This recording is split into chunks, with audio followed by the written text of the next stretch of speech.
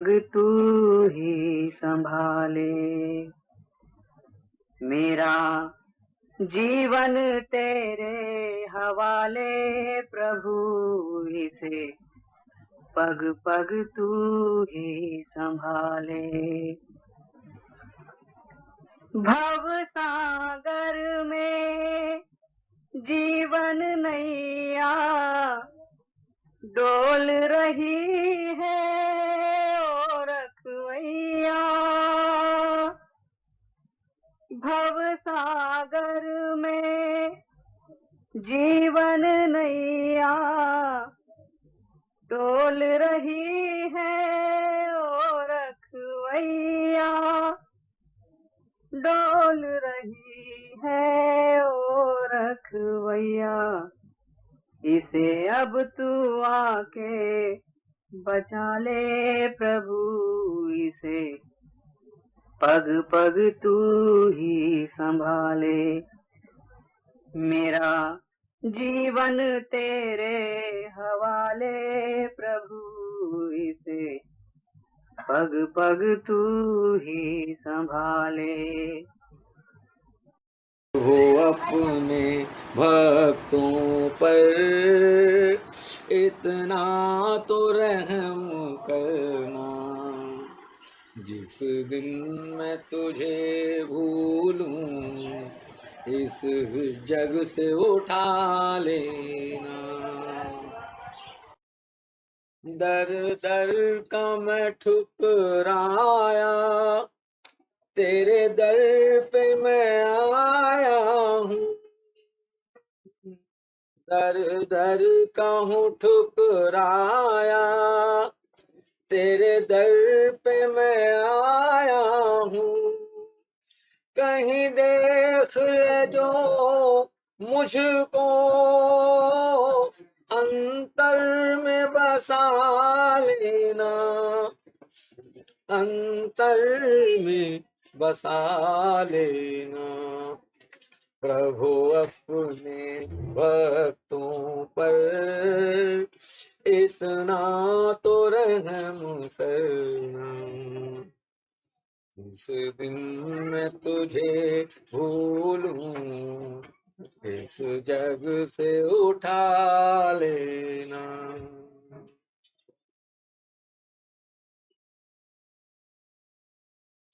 चरणों का मैं सेवक हूँ, हे विष्णु के अवतार। चरणों का मैं सेवक हूँ, हे विष्णु के अवतार। ठोकर नित खाता हूँ, ठोकर नित खाता हूँ। थोड़ा प्यार मुझे देना, थोड़ा प्यार मुझे देना। प्रभु अपने भक्तों पर इतना तो रहम करना, जिस दिन मैं तुझे भूलूं इस जग से उठा लेना।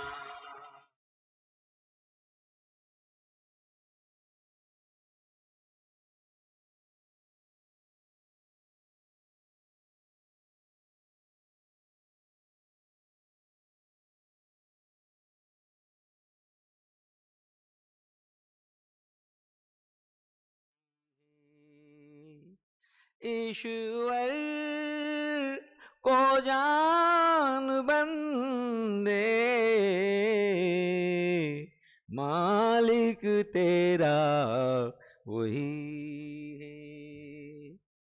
कर ले तू याद दिल से,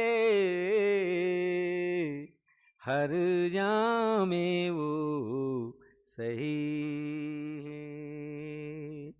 ईश्वर को जान बंदे,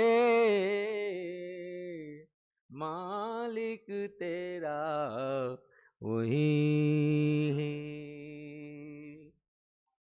भूमि अगन पवन में,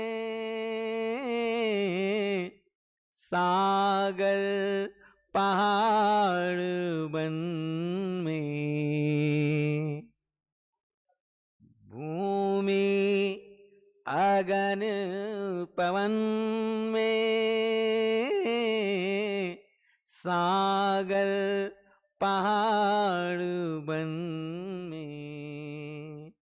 उसकी सभी भुवन में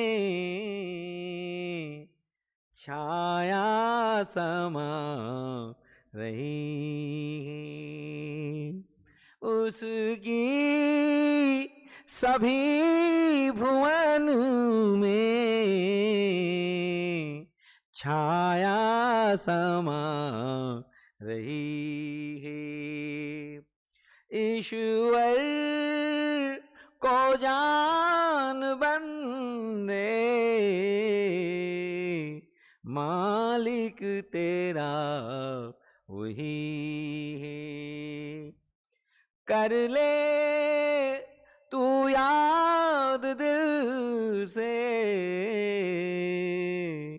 हर जामे वो सही है। जिसने तुझे बनाया, जग खेल है दिखाया।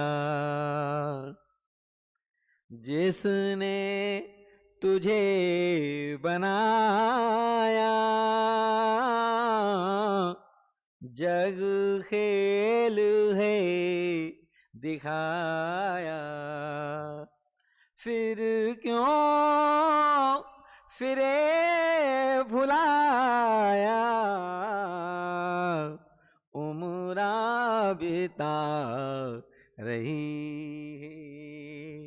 फिर क्यों फिरे भुलाया, उम्रा बिता रही है। ईश्वर को जान बंदे, मालिक तेरा वही है। कर ले तू याद दिल से, हर जामे वो सही है। विषयों की छोड़ आशा, जग झूठ है तमाशा। विषयों की छोड़ आशा, जग झूठ है तमाशा। दिन चार का दिलासा, दिन चार का दिलासा, माया फंसा रही है। दिन चार का दिलासा, माया फंसा रही है। ईश्वर को जान बंदे, मालिक तेरा वही है। कर ले तू याद दिल से, हर जामे वो सही है। दुनिया से मन हटा ले, प्रभु ध्यान में लगा ले।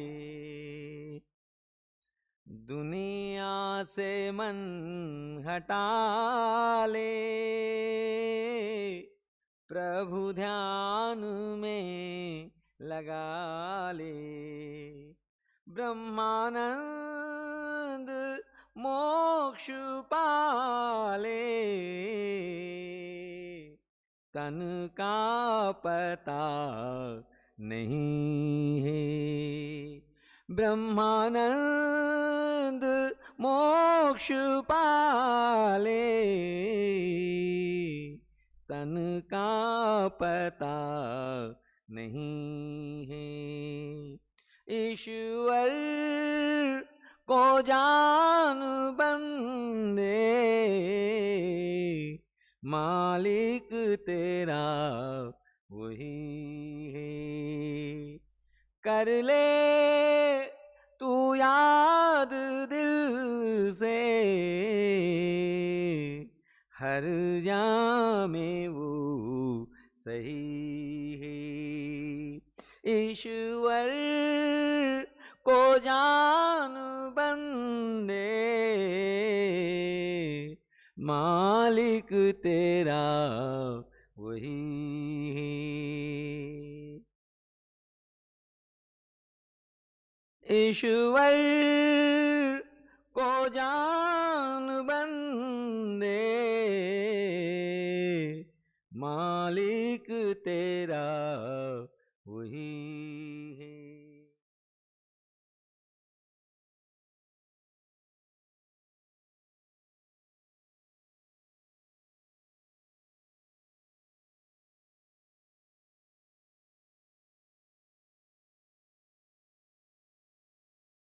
अकेले में तेरी आती है रोले ता हूँ मैं। याद अकेले में तेरी आती है रोले ता हूँ मैं। आंसुओं से अपने मुंह अपना ही धो लेता हूँ मैं।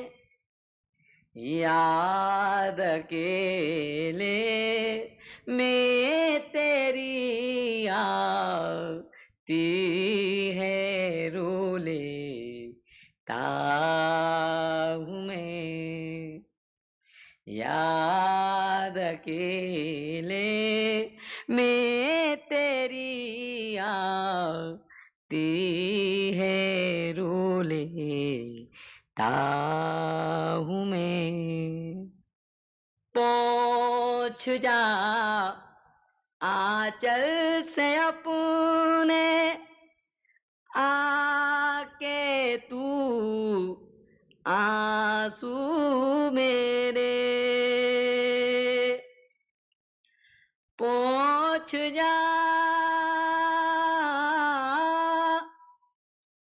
आंचल से अपने, आके तू आंसू मेरे हिलकियाँ हिलकियाँ बंधती है तेरा नाम जो लेता हूँ मैं। हिलकियाँ बंधती है तेरा नाम जो लेता हूँ मैं। आंसुओं से अपने मुंह अपना ही धो लेता हूँ मैं। याद अकेले में तेरी आती है रोले ताहू में याद अकेले में तेरी आती है रोले ताहू में।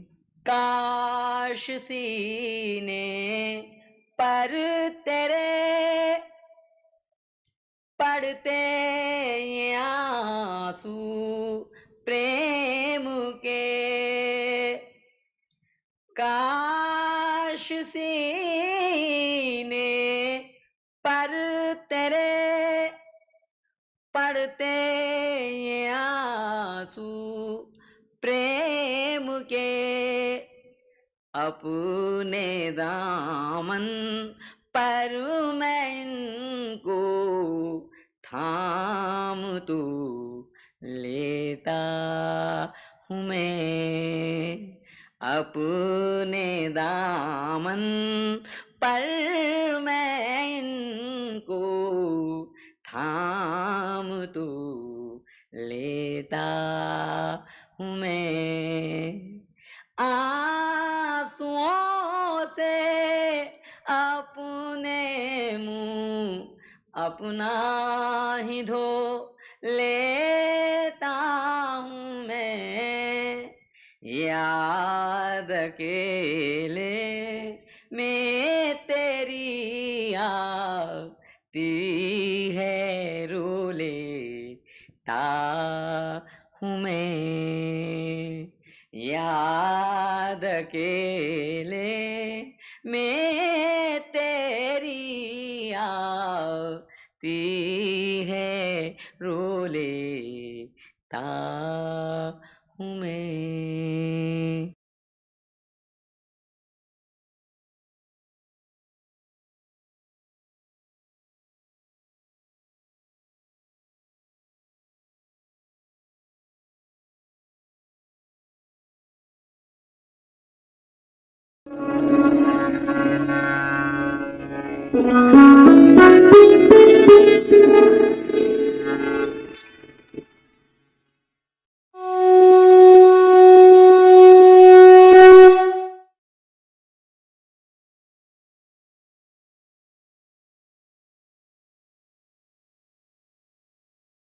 पूज्य माता और बंधुओं,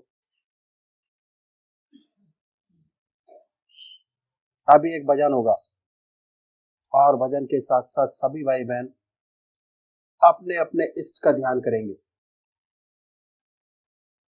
ध्यान कैसे करें वो शॉर्ट में ध्यान करने का तरीका मैं आपके सामने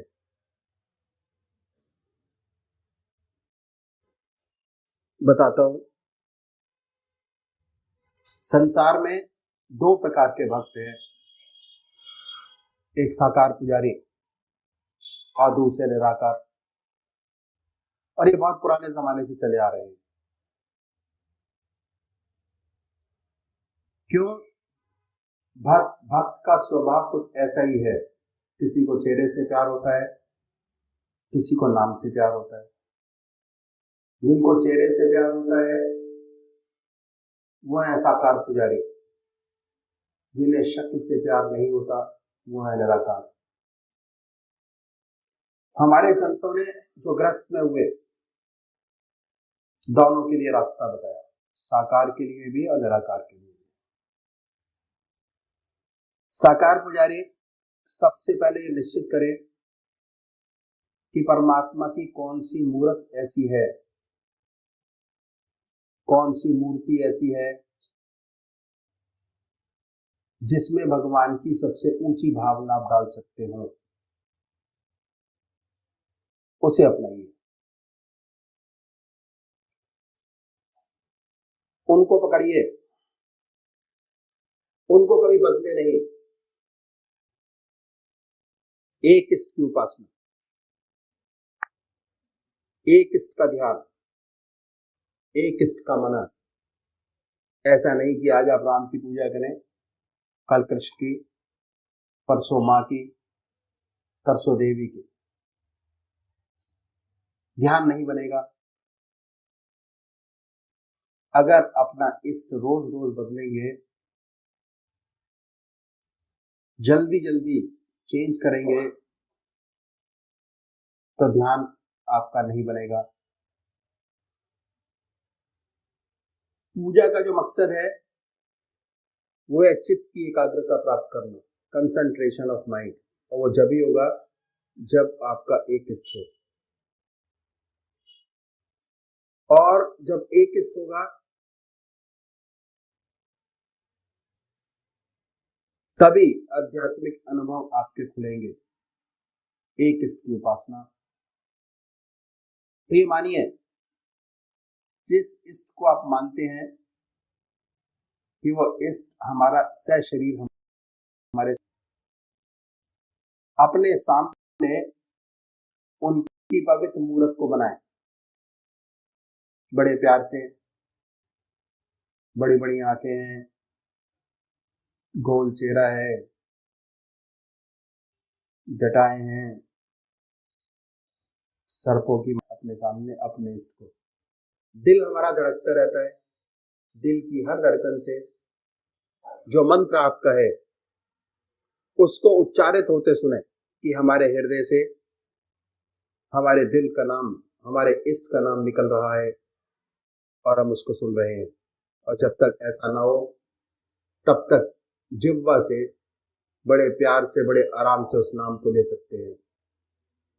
पर होता क्या है कि थोड़े समय तक तो नाम चलता है, उसके बाद मन इधर आकर कहीं भाग जाता है। पता कैसे लगता है? पता ऐसे लगता है कि हमारे मन को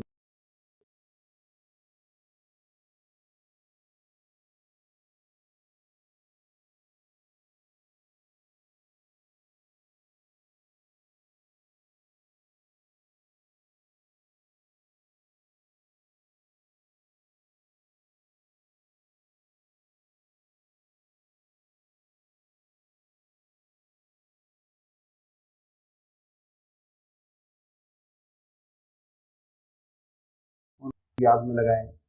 निरंतर प्रयास करना पड़ेगा। अगर आप 20 मिनट कंसंट्रेशन आज आपके आ रहे हैं तो आप निरंतर ऐसा आएगा कि आप पूजा का मन आपके इष्ट चरणों में लगा होगा। दूसरा, निराकार भगवान को पा सके। ओम, अल्लाह, वाहिगुरु, प्यार से बैठे, माफ कीजिए, करें दिल से ओम नाम निकल रहा है और हम उसको सुन बड़े प्यार।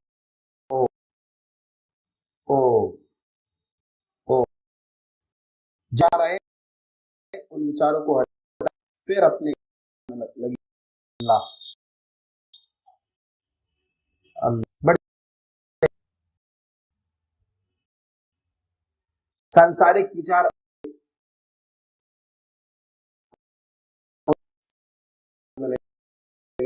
फिर हटाए, होगा भजन के साथ साथ इसकी याद में बैठेंगे।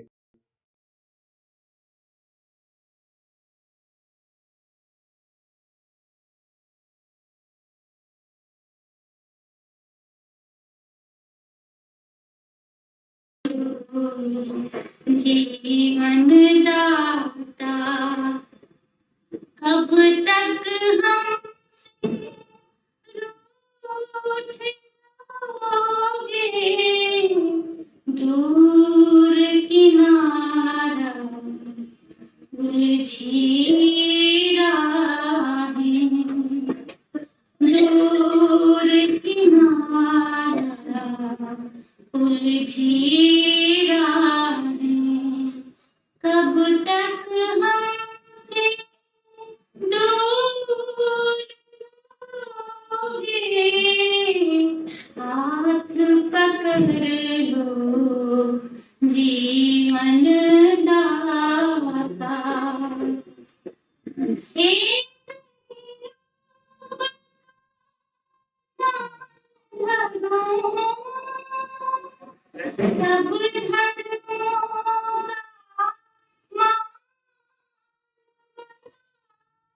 एक बचा ध्यान करो, सब धर्मों का प्रेम की तुमसे बात तन को राख मना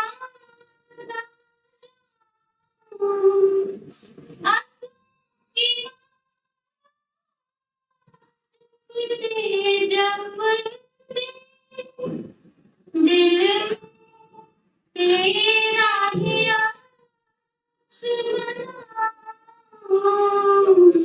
अखियों में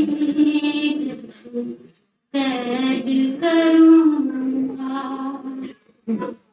अखियों में जब कैद करूँगा, कैसे प्रभु फिर बचेंगे, हाथ पकड़ लो जीवन दाता, कब तक हमसे रूठ रहोगे, दूर किनारा पर उलझी राहें, कब तक हमसे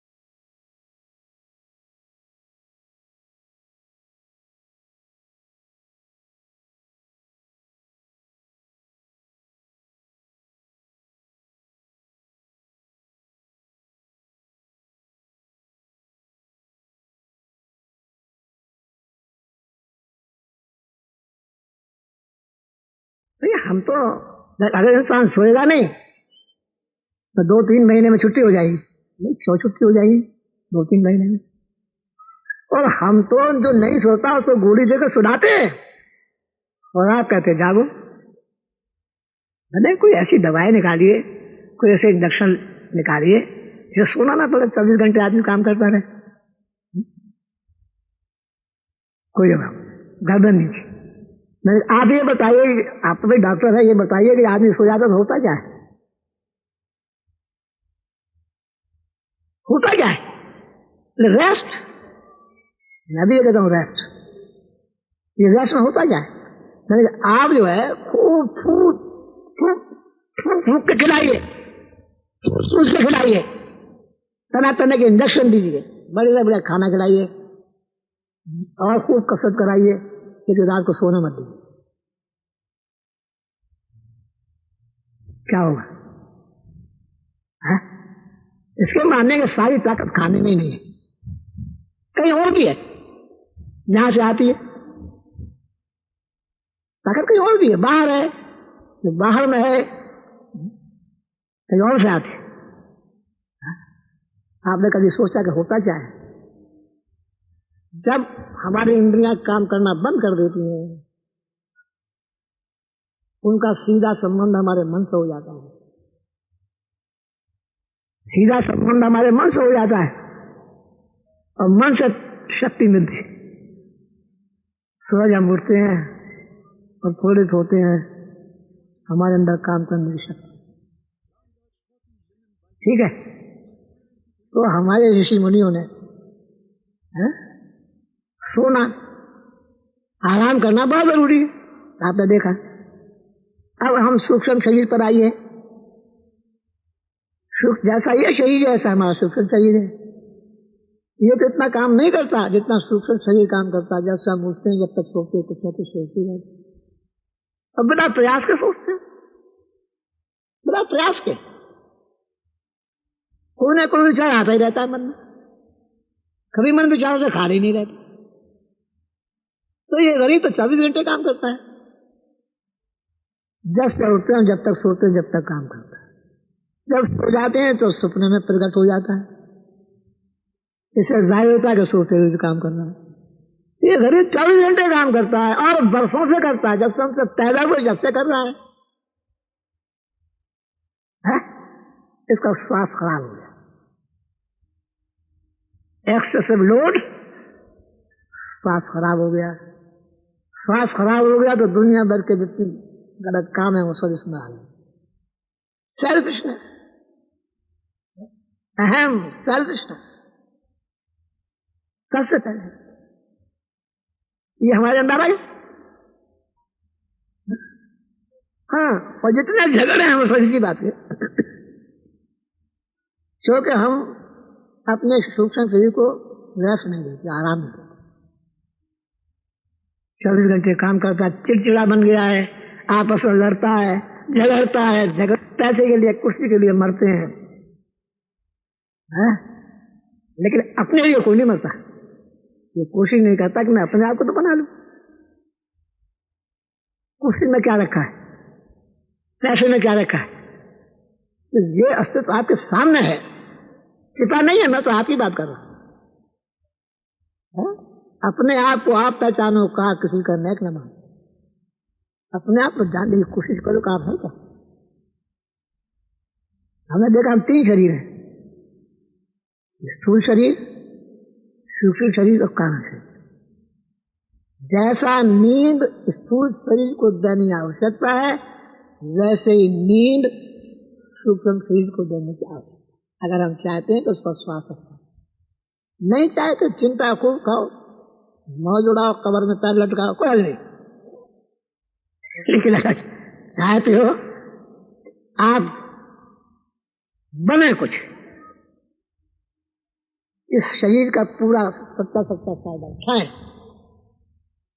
तो ये आवश्यक है कि आपका डेवलपमेंट पूरा, ईश्वर को भूल जाओ, लेकिन आप अपने आप को तो जानो कि आप है क्या। अपने आप को पहचानो, आप हो क्या। हाँ, तो हमारे ऋषि मुनियों ने एक साधन रखा। उन्होंने रखा कि आधा घंटा सुबह, आधा घंटा सायकाल पूजा वंदना हर व्यक्ति को करना चाहिए, चाहे साधु हो या गृहस्थी है। आधा घंटा सुबह, आधा घंटा सायकाल भगवान की याद करो, ईश्वर की याद करो। ईश्वर की याद नहीं है मकसद, उसका असली मकसद है चित्त को एक तरफ लगा लेना।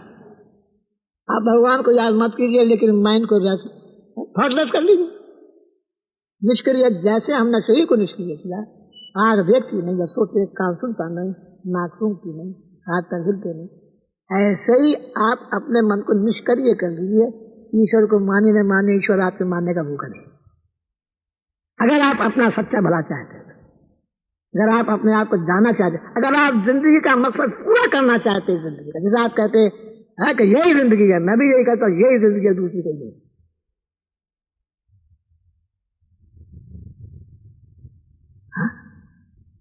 तो ऋषि मुनियों ने बताया कि आधा घंटा सुबह, आधा घंटा साइकिल, पूजा वंदना ध्यान हर व्यक्ति करे।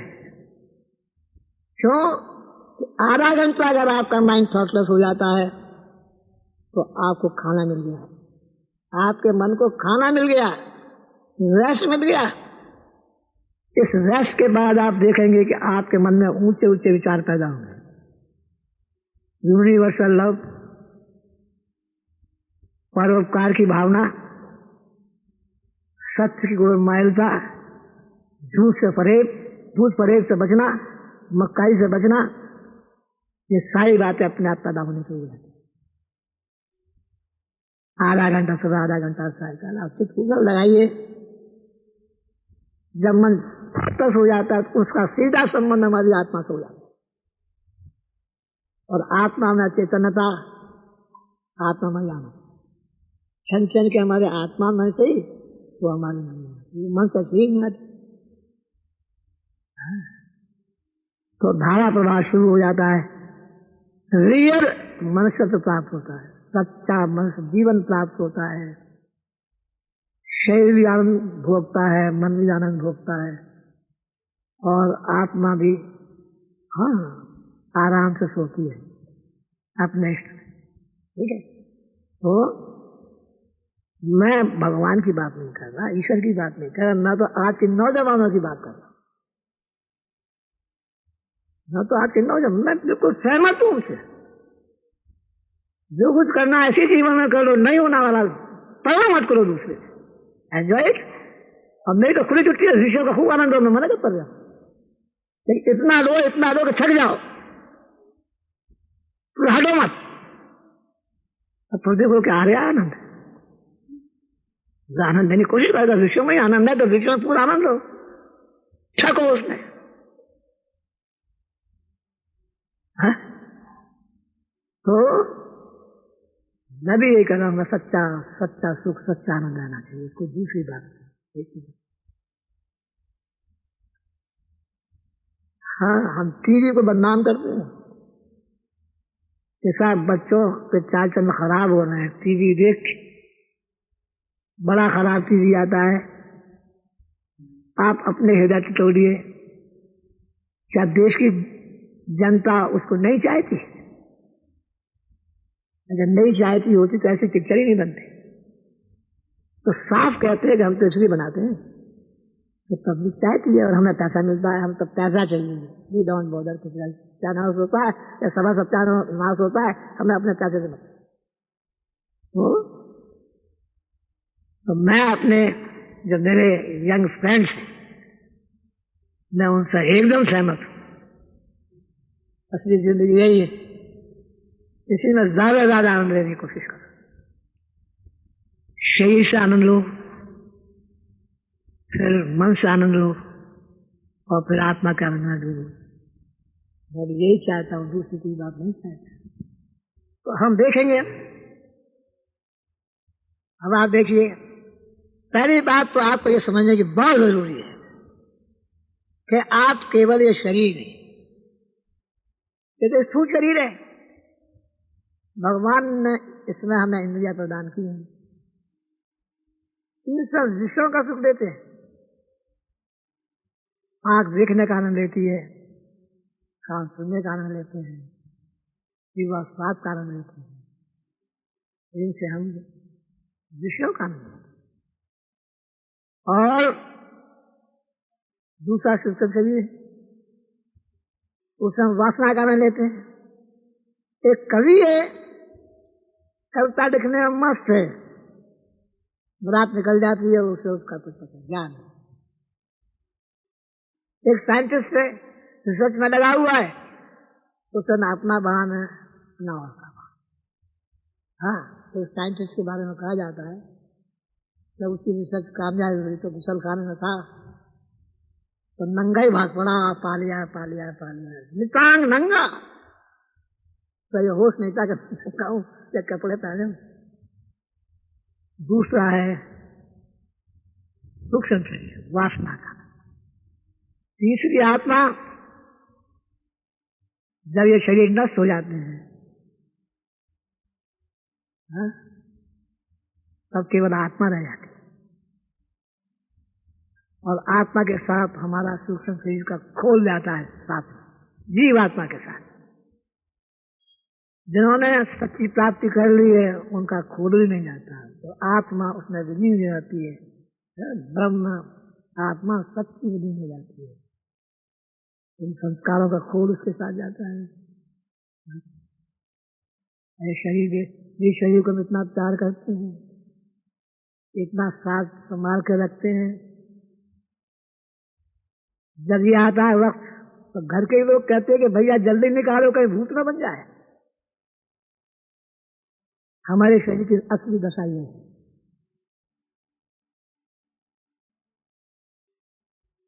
दूसरा है हमारा मन, सूक्ष्म शरीर। अब आप एक तालिका लिखे कहीं, जो कागज पर लिखे स्थूल शरीर, तो समाचार में क्या नीचे देखिए, विषय आनंद। दूसरा है सूक्ष्म शरीर, उसके नीचे लिखिए वासनानंद। और तीसरा है आत्मा, आत्मा के नीचे आनंद। अगर किसी तरीके से हम विषय को दबा दें, मैं नेटना नहीं कहता, दबाना कह रहा हूं, दबा दें, और सूक्ष्म शरीर से वासना को नेटना नहीं, डॉट मिस्टेक, डॉट एलिमिनेट, दबा दें, और वासना आनंद से वासना को दबा दें, तो सच्चे आनंद की प्राप्ति होगी। आपका जीवन सफल हो जाए, यही जिंदगी सफल हो जाए।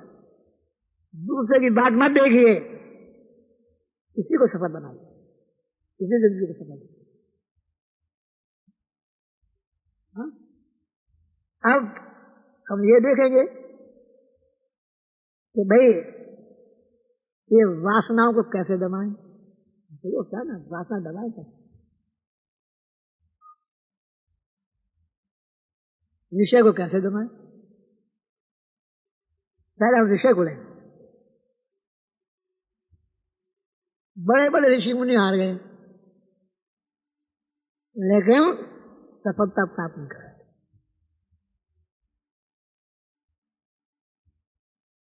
दसों इंद्रियों को कोई भी काबू में नहीं ला सका, कोई न कोई उछल कूद मचाती रही। क्योंकि हमारे बुजुर्गों ने, हमारे सदगुरुओं ने बहुत सुंदर रास्ता बताया, प्रैक्टिकल। हमारे सदगुरु थे प्रैक्टिकल थे, थ्योरेटिकल नहीं थे। किताबों से उन्हें वास्ता नहीं था, बहुत तक। उन्होंने क्या कहा कि अगर 10 इंद्रियों को कोशिश न कराने की कोशिश करोगे तो कुछ भी हाथ में नहीं है। 2 इंद्रियां पकड़ लो, वो 2 कौन सी? एक आंख और दूसरी जबान।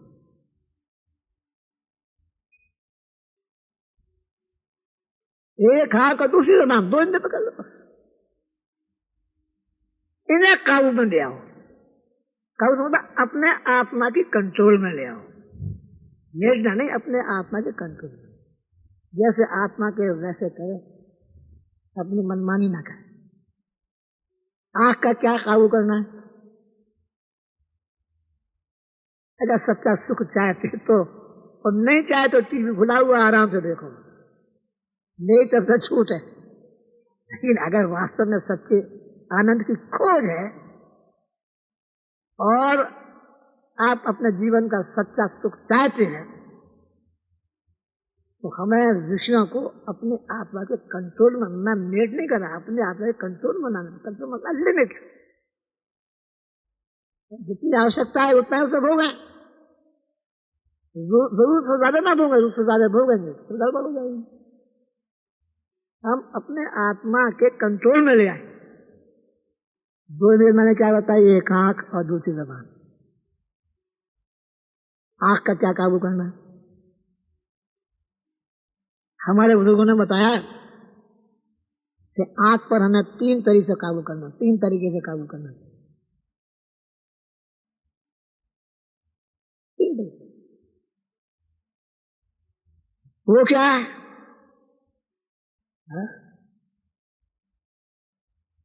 नजर बर कदम। जब हम चले तो बेकार की चीजों को ना देखें। मतलब यही, अगर बगीचे में आप जा रहे हैं और हरियाली नहीं देखें तो महरूम नहीं जाएंगे ऑक्सीजन। इसका मतलब ये नहीं, नजर बर कदम का ये मतलब नहीं।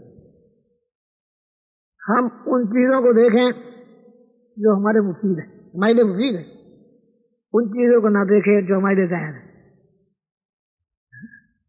इसका मतलब नजर बर कदम। जब चले तो अपने पैर की पीठ को देखते हुए चले, हमारी निगाह इधर न जाए, इधर उधर न जाए। हमारे यहाँ की सबसे बड़ी बात यह है, सबसे बड़ा नियम ये है, अगर यहाँ आना चाहते हो तो तुम्हें सच्चे धर्म का पालन करना पड़ेगा, नहीं तो मत आओ। कोई आवश्यकता नहीं। वो क्या है कि सिवा अपनी पत्नी के आपसे बड़ी आपकी माता है, आपके बराबर की आपकी बहन है, आपसे छोटी आपकी बेटी है। ये आचरण नहीं होगा, कोई फायदा नहीं होगा। मत आओ अगर ये आचरण आप अख्तियार नहीं कर सकते। Better you leave it. ये हमारे यहाँ का सबसे पक्का नियम है, ये हम तोड़ नहीं सकते, और इसकी सजा हुए बगैर मानते नहीं। जो इस नियम को तोड़ता हो तो सजा हुई होती।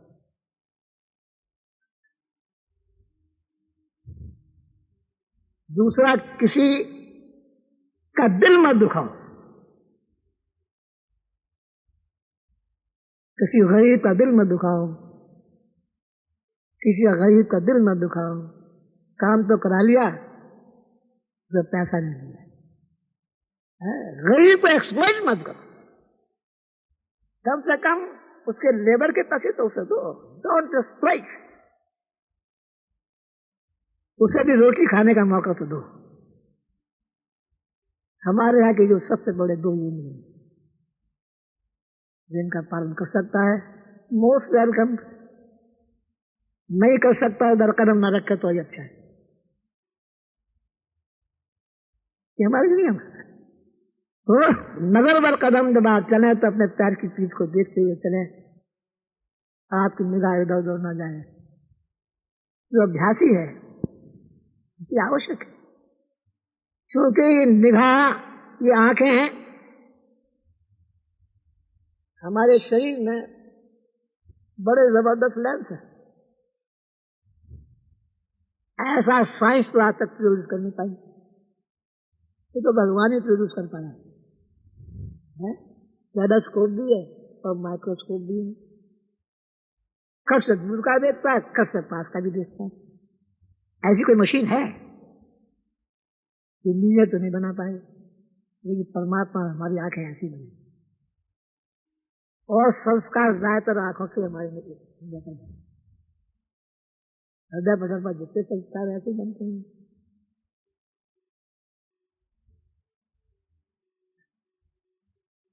तो इसलिए जितना उधर उधर देखिए संस्कार उतने बनेंगे। हृदय साफ होने में दिक्कत आएगी, पूजा बनने में दिक्कत आएगी। दूसरा क्या है? होश दर्दम, हमें परमात्मा की याद हर सांस तक करना चाहिए। हर सांस तो उसकी याद है, नहीं याद है। तुम आगे बढ़े। नजर बर कदम के बारे में मुझे अपने गुरुदेव ने केवल को अपना बताया था, मुझे याद आ गया। कानपुर में थे तो जा रहे थे बाजार में, बड़ी भीड़ थी, अटारियों को लोग चढ़े हुए थे। आगे बढ़े तो पता क्या है, क्या था? पता चला कि उस जमाने की जो सबसे सुंदर सिनेमा एक्ट्रेस थी, उसका जुलूस निकल गया, उसे देखने के लिए चले। इनके मन में आया कि मैं भी क्यों ना देख लूं। जब सवारी के पास पहुंचे तो इनके मन में यह ख्याल हुआ कि मैं भी क्यों ना देख लूं। मुझे विचार ही आना था। दादाजी महाराज उनके सामने प्रकट हुए। मैं देख के डर के मारे गली गली के घर पहुंचे तो क्या देखते कि दादाजी मतलब पधारे हुए। और जब उन्होंने उनके चरण किए तो आशीर्वाद मिला कि नजर बरकदम आत्मा सिद्ध। तब आप आशा समझिए नजर बरकदम। शास्त्र ने जिन चीजों को देखने के लिए मना किया है उनकी तरफ ना देखो। दूसरी बात, संस्कार कैसे बनता है देखिए। पहली निगाह निर्दोष होती है, पहली निगाह से कभी संस्कार नहीं बनता। जब किसी चीज को हम दोबारा देखते तब संस्कार बनता है। आप बाग में चले जा रहे हैं, सुंदर गुलाब का फूल खिला है, आपकी निगाह उससे पड़ी और अगर आगे आप निकल ले कि परमात्मा की बड़ी कृपा, देखिए क्या सुंदर फूल उगाया है। और कहीं पीछे फिर के देख लिया, बड़ा सुंदर है, कोट को ना लिया जाए मेरे कोट पर चला जाए। पहली निगाह हमेशा निर्दोष होती है। जब हम किसी वस्तु को दोबारा देखते तो संस्कार होता है। पहली निगाह पड़े लेकिन दूसरी निगाह नहीं पानी चाहिए। तो ये है नजर बर कदम, होश दर्दम, तीसरा खिलबत दरंजमन। इस सेवक के गुरुदेव की विशेषता थी। वो चाहती को पैदा करा देते तब बता देते कि ये किसी को एटा में थे। ये सेवक चौधरी श्री राम जी के साथ एटा पहुंचा और रामलीला हो रही। बच्चों ने कहा हम रामलीला, रावण फूकने वाला था, सबने कहा कि हम रामलीला देखने जाएंगे, तो बिल्कुल जाओ। और हमारी गुरु माता जी ने सबको पैसे दिए, इस सेवक को भी दिए। इसने रुमाल के बांध के सबसे नीचे तह में रख दिए। ये बड़ा शुभ उपहार। उसके बाद हम लोग सब रामलीला देखने गए। बड़ा शौक था, चरखियां ये वो दुनिया भर का, गाड़ी पे गाड़ी। और कुंभकर्ण और रावण और मेघनाथ की अजीब खड़ी थी, बड़ी बड़ी। और कितना बड़ा मेला था बयान के बाद। उस मेले में हम पहुंचे तो सारे भाई जो हमारे साथ गए थे पिक्चर देखते गए। कोई कौन सा खाने निकल गया, कोई तमाशा देखने निकल गया। ये सेवक महाराज के साथ इसे ऐसी जगह ले गए, थोड़ा थोड़ी सी जगह थी, वहां ले गए। मैं वहां जाकर खड़ा हुआ तो नेचुरली मैं भी देखता गए। मैंने भी देखा कि बड़ा खूब चला हुआ सब है। इसमें में क्या हुआ कि हृदय में तंत्रिके से तार खिलने शुरू हुए। आंख खोलने से ना खुले, निगाह हृदय की तरफ केवल। और उसके बाद अगर मैं देखूं तो ऐसा मालूम होता था जैसे कठपुतलियों का खेल, कठपुतलियों का खेल, निर्जीव। देख तो तरह बोले यशपाल राज मैंने हासन खूब बोले कि हमारे साथ रहता कौन है, तो शिकायत करते कि साधन नहीं।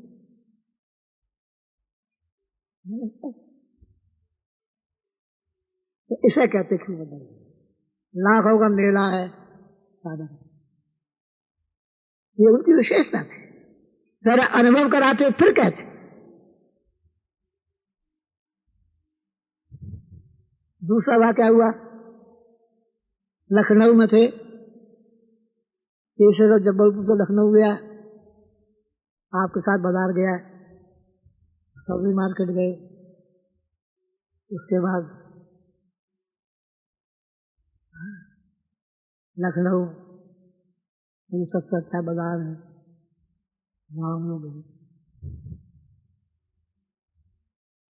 थोड़ी देर चलने के बाद इसे तो अपना होश रहा, पीछे पीछे पैर पड़ते रहे, इतना भी होश नहीं रहा कि पास से औरत के या मर्द निकल गए। आपको होम्योपैथी कुछ दवा लेनी थी, होम्योपैथी का डिब्बा रखते थे, कृपा होती तो दवा भी दे देते। पूरे अस्पताल दवा लेने दिया गई, तो हम लोग गए जहाँ होम्योपैथी की छोटी दवाएं मिलती थी, इससे अपना पत्ता डिस्पेंसर को दे दिया। एक आराम से महाराज आराम से बैठ गए, ये सेवक बाँव रखे काउंटर पे खड़ा हो गया। दवा बनाने में आधा घंटा लगा, आधे घंटे में इसे तो होश रहा नहीं। दवा बना के आया तो उसने कहा, अरे भाई अपनी दवा ले लो, अब भाई हो तो बताया कि दवा दे दो। फिर कहा भाई दवा ले लो, फिर भाई तब भी नहीं बोला, तो भाई को पकड़कर झिनोड़ दिया, यार कमाल करते हो है, खड़े खड़े तो बैठे बैठे सोते तुमने सुना नहीं, खड़े यार तुम सोते, खड़े खड़े सोते हो। मैंने जोर मार के चरणों को देखा, चरणों को देखा और उन्होंने इशारा किया, चाचेदियों ने मारा। जब वापस आए तो रास्ते में बोले कि देखो दुनिया को ऐसे ही देखा कि जब अब देखा, ये सच्ची दुनिया, ऐसा अब देखा ऐसे दुनिया को देख, ये सच्ची दुनिया। ऐसा प्रैक्टिकल योगी था, मोस्ट प्रैक्टिकल। मुश्किल है ऐसा होना। आंसू आते हैं जब उनकी याद आती है तो कलेजा भर आता है आंसू।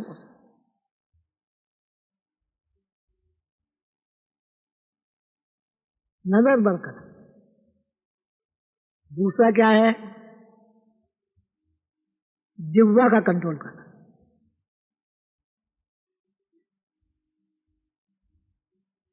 जिह्वा का क्या कंट्रोल करना, दूसरी बड़ी इंद्रिया है जिह्वा। जिह्वा का कंट्रोल क्या है, पहला कंट्रोल है कि कभी किसी की बुराई मत करो। लोग तो पुस्तकों में बुराइयां लिख देते हैं, करने की बात तो अलग है, पुस्तकों में लिख देते हैं बुराइयां।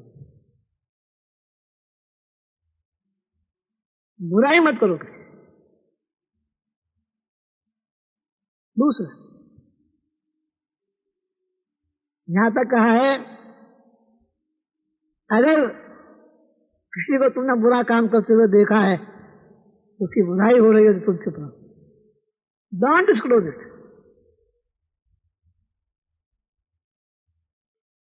निंदा किसी की मत करो।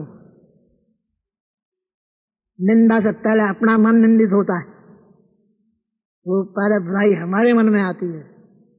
एक गंदा ही मन दूसरे की बुराई कर सकता है, बड़ा मन नहीं करेगा कभी।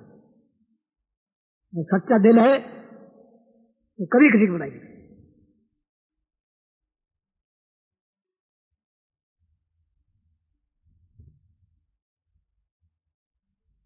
सबसे बड़ी बात, निंदा न किसी मजहब की न किसी व्यक्ति की निंदा मत करिए। कोई बात समझ में ना आए तो सोचिए कि भाई जब वक्त आएगा तो समझ में आ जाएगी, अभी नहीं आ रही है। लेकिन बुराई मत कीजिए। पहली बात, जिह्वा से किसी की निंदा ना हो, पर निंदा से बचें। एक बड़े महात्मा से किसी ने पूछा कि प्रभु आप तो तत्वदर्शी हैं, सब कुछ जानते ही हैं, आपका क्या विचार है? उन्होंने अपना विचार जाहिर किया। तो बच्चा, मैं अपनी बुराइयों को बहुत अच्छी तरह जानता हूं, मैं अपनी बुराइयों को बहुत अच्छी तरह जानता हूं और उन्हीं को दूर करने में लगाया हुआ है। मेरे पास समय कहाँ जो दूसरों की देख, किसी की कभी बुराई न करे।